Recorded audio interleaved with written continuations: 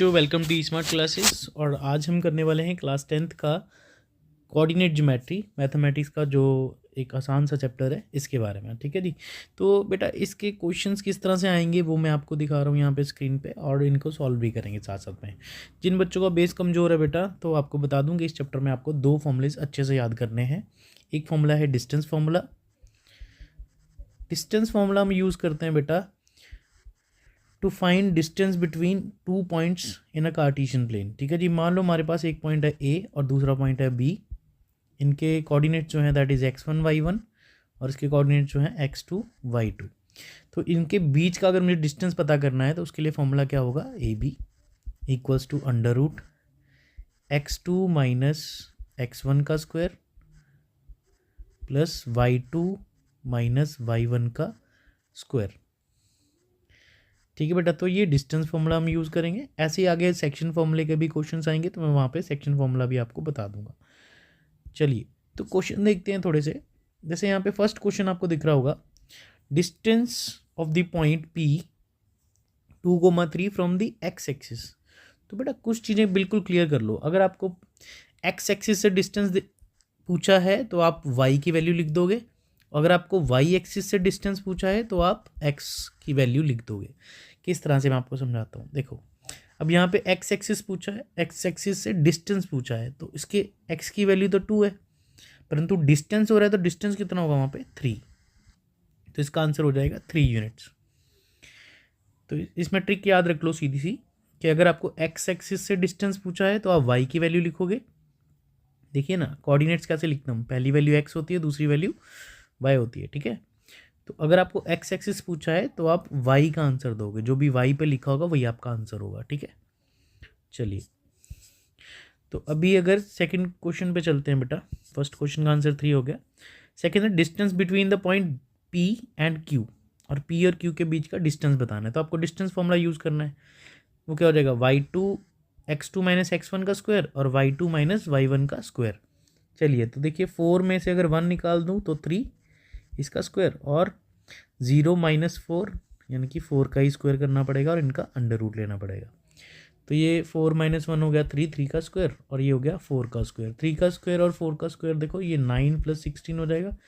और आपको याद रखना 9 और 16 दिखे तो 25, और 25 अंडर रूट किसका होता है 5 का। तो आंसर हो जाएगा 5 यूनिट्स।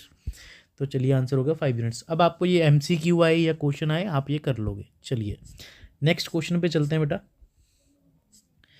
अगला क्वेश्चन हमारे पास है distance of point alpha beta from the origin. Origin क्या होता है बेटा 0 0, है ना।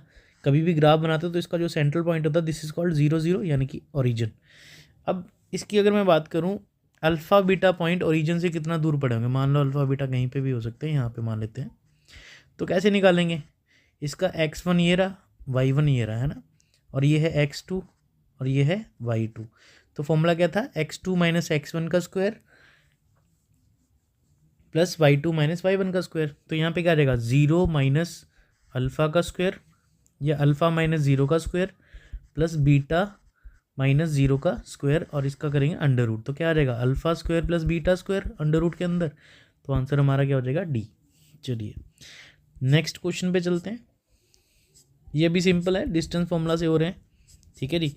अब डिस्टेंस फॉर्मूला के बाद हम सेकंड फॉर्मूला जो पढ़ने वाले हैं दैट इज सेक्शन फॉर्मूला। तो थोड़ा सेक्शन फॉर्मूला के बारे में जान लेते हैं। सेक्शन फॉर्मूला बेटा हम तभी यूज़ करते हैं जब हमारे पास कोई एक पॉइंट किसी लाइन सेगमेंट को डिवाइड कर रहा हो।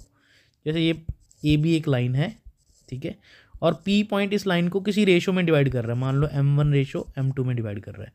इसके कोऑर्डिनेट्स x1 y1, इसके कोऑर्डिनेट्स x2 y2 हैं, और p के कोऑर्डिनेट्स मान लेते हैं x, y है। अब सेक्शन फॉर्मूला क्या बताता है कि इस p पॉइंट के कोऑर्डिनेट्स किस तरह से फाइंड आउट करेंगे। ठीक है। तो इसके कोऑर्डिनेट्स फाइंड आउट करने के लिए हमें सेक्शन फॉर्मूला यूज़ करना है p x, y, और फॉर्मूला क्या रहेगा m1 x2 plus m2 x1 upon m1 plus m2। इससे आपका x की वैल्यू आएगी, ये सारी वैल्यू किसकी आएगी, x की वैल्यू आएगी। अब कोमा डाल के आप y की वैल्यू कैसे निकालोगे, फॉर्मूला सेम है बेटा, देखो बस x की जगह y आ जाएगा m1 y2 plus m2 y1 upon m1 plus m2। अब ये आ जाएगी वैल्यू सारी y की। ठीक है। तो इससे हम p पॉइंट के कोऑर्डिनेट्स पता लगा सकते हैं बाय यूजिंग सेक्शन फॉर्मूला। अब सेक्शन फॉर्मूला से ही एक और फॉर्मूला बन के आता है जिसे हम बोलते हैं mid point formula. Mid point formula में क्या होता है बेटा कि पी मिड पॉइंट है ए बी का, P is mid point of A B. तो अब क्या रहेगा बेटा, अगर पी मिड पॉइंट है ए बी का तो अब हमारे पास पी के जो कोऑर्डिनेट्स होंगे that is x1 plus x2/2 comma y1 plus y2/2। हमने करना कुछ नहीं है, यहाँ पे m1 और m2 की रेशो 1 रख देनी है, ठीक है, 1:1 रख दी, ठीक है बेटा, तो वो मिड पॉइंट फॉर्मूला कहलाएगा। चलिए अब दो फॉर्मूलाज हो गए हमारे, अब इनके क्वेश्चंस भी देख लें थोड़े से। यहाँ पे देखो बेटा, फोर्थ क्वेश्चन जैसे यहाँ पे है mid point of line segment, these two points को ज्वाइन करने वाला मिड पॉइंट बताना है आपको, मिड पॉइंट के कोऑर्डिनेट्स बताने हैं। तो आपको मैंने पहले बताया x2 या x1 plus x2/2 y1 plus y2/2, ठीक है जी, यानी कि x में x ऐड कर दो तो 2 प्लस ब्रैकेट -2/2 कोमा 4 प्लस -4/2। तो चलिए यहाँ पे देख लो, ऊपर बिल्कुल क्लियर हो रहा है हमें कि इसका 0/2 आ जाएगा और इसका भी क्या आ जाएगा 0/2, और 0 डिवाइड बाय समथिंग इज 0, तो कोऑर्डिनेट्स क्या आ जाएंगे 0,0। तो ये इसका आंसर हो जाएगा, ठीक है। चलिए नेक्स्ट क्वेश्चन। नेक्स्ट क्वेश्चन में देखो बेटा, O is the mid point of this and this, the value of P क्या होगी यहाँ पे, ठीक है जी। तो आपको पता है कि मिड पॉइंट फॉर्मूला ही यूज़ होगा, -6 प्लस -2/2 कोमा -5 प्लस ब्रैकेट -2/2, यानी कि हमने x में x ऐड किया, y में y ऐड कर दिया, ठीक है बेटा। तो अभी क्या करना है, और डिवाइड बाय 2 भी कर दिया, और इनको बराबर रख दो इसके, तो ये आ जाएगा p/3,4। तो ये फर्स्ट वैल्यू जो होगी इसकी फर्स्ट वैल्यू के बराबर, और ये सेकंड वैल्यू सेकंड के बराबर। हमें p ढूंढना है तो हम फर्स्ट से कंपेयर कर लेंगे, तो फर्स्ट को जब कंपेयर करेंगे तो यानी कि p/3 इसके बराबर होगा। इसको पहले सॉल्व करते हैं, ये आएगा -8/2 यानी कि -4 हो गया बेटा। इधर सारा सॉल्व करके कितना आ रहा है -4, और इधर कितना है p/3, तो p/3 था 3 उधर चला जाएगा क्योंकि ये इधर डिवाइड में है, ये डिवाइड में है बेटा, उधर जाके मल्टीप्लाई हो जाएगा, तो ये -12 आ रही है, ठीक है जी। तो आपको ऑप्शन में यहाँ पे -12 दिख रहा होगा, तो दिस इज़ योर आंसर, ठीक है, तो -12 इज आंसर। चलिए नेक्स्ट क्वेश्चन पे चलते हैं जल्दी से। ये चैप्टर बेटा इजी है, पर आपको फॉर्मूलाज जो हैं वो अच्छे से पढ़ लेने हैं। चलिए आपको एक the point which divide the line segment बनी है इन दोनों पॉइंट से, और रेशो दे रखी है 2:3, और उसके कोऑर्डिनेट्स आपसे पूछा गया, तो कैसे बताओगे बेटा, फॉर्मूला क्या रहेगा, ये देखो, ये जो फर्स्ट वैल्यू है ये m1 की होगी और ये सेकंड वैल्यू m2 की होगी, ठीक है बेटा, और ये वैल्यू x1, ये y1, और ये वैल्यू x2 और ये y2 की होगी। फॉर्मूला क्या रहता है हमारे पास, m1 x2 plus m2 x1 upon m1 plus m2, comma डाल के m1 y2 plus m2 y1 upon m1 plus m2। अब इस फॉर्मूला में वैल्यूज़ डालो बेटा, एंड देन आपका आंसर जो है वो क्लियरली आ जाएगा। चलिए देखते हैं कैसे।